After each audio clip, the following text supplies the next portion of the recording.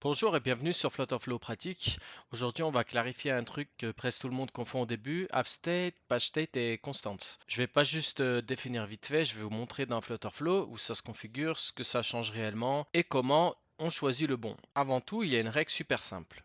AppState, c'est la mémoire globale de l'application. PageState, c'est la mémoire locale d'une page. Et constante, c'est une valeur fixe qui ne change jamais. Et si on comprend ça, on gagne déjà du temps. Alors pour aller dans les AppState, on va cliquer sur ce bouton. Les AppState, c'est ce que ton application doit retenir même si tu changes de page. C'est comme une mémoire centrale, si tu passes de Home à Profil, l'info est toujours là.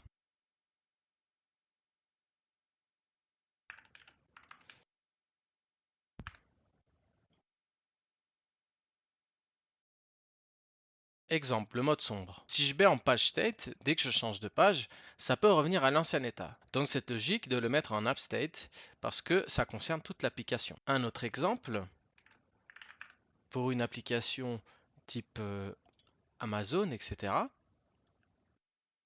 peut avoir un panier qui va rester toujours le même, peu importe la page. Et comme ça permet de faire plus 1 à chaque fois qu'on rajoute quelque chose dans le panier. Par contre, attention, l'app state, c'est pas le back-end. Si on ferme l'application, ça peut disparaître. Donc si tu veux sauvegarder vraiment, là, on va en base de données. Petit détail important, quand on va dans les app state, on a ici le persisted. Ça veut dire est-ce que Flutterflow doit sauvegarder cette variable sur le téléphone. Donc si je l'active, la valeur elle va rester la même si je ferme l'application et que je reviens plus tard. Si je la laisse désactiver, c'est juste une mémoire temporaire. Ça peut repartir à zéro. Quand l'activer, on peut par exemple l'activer pour Dark Mode, de préférence, par exemple si on choisit le mode sombre sur notre application, qu'on ferme l'application et qu'on revienne dessus, idéalement ça serait qu'elle reste en sombre. Ou alors qu'on sauvegarde la langue, peu importe si on a besoin de sauvegarder une ville ou un filtre global qu'on veut retrouver, mais on ne l'active pas pour des données sensibles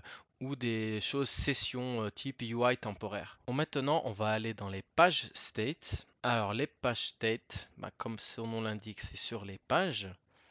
Quand on va sur la page, on a un bouton ici, le state management.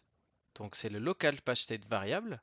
Et ici, on peut rajouter le même type de variable qu'on avait dans les AppState, mais propre à cette page. Par exemple, je vais mettre isEditing, par exemple.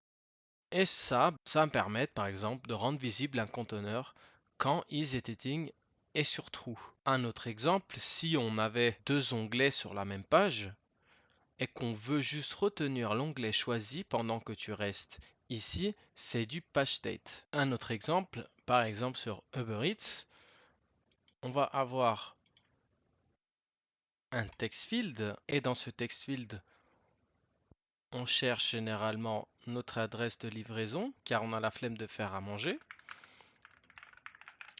Les données rentrées là-dedans et envoyées. Ensuite, on peut par exemple afficher une suggestion d'adresse avec notre booléen qu'on a fait juste avant.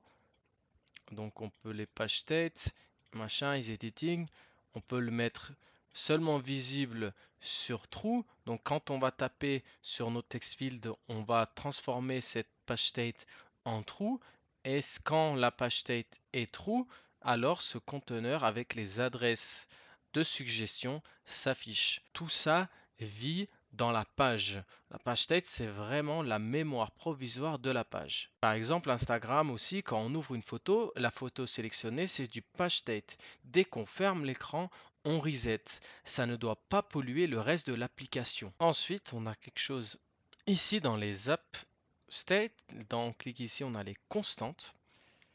Alors les constantes, c'est des valeurs fixes. Le but, c'est d'éviter de recopier partout une valeur. Par exemple, euh, notre application a sûrement un support email. On va le créer. Et là, on va devoir lui donner notre valeur. Et ça, on va pouvoir le réutiliser partout dans notre application. Mais on ne pourra plus jamais changer la valeur. À part si bien sûr on vient ici. Mais il faudra refaire une mise à jour d'application, etc., etc. Il y a beaucoup de gens comme moi qui en utilisent très très peu, voire pas du tout. Et en réalité, c'est normal d'en utiliser peu. Flutterflow te pousse déjà à gérer pas mal de choses via thème, backend, appstate, etc. Les constantes, c'est surtout pratique quand tu veux centraliser des valeurs fixes. Comment choisir? Pour choisir, on peut se poser trois questions. Est-ce que ça doit être utilisé sur plusieurs pages? Alors, appstate. Est-ce que ça sert uniquement de cette page temporairement? Alors, pagestate. Est-ce que ça ne doit jamais changer?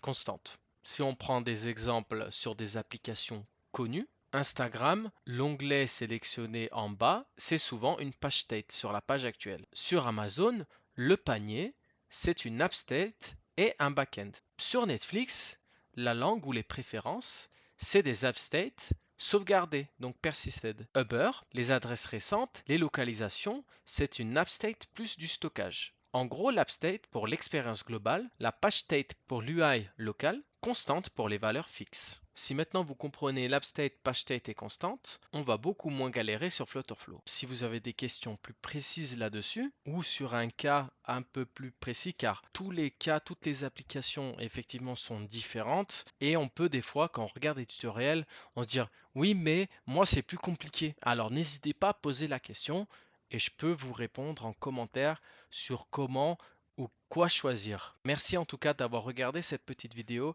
et on se retrouve très vite pour des prochains tutos.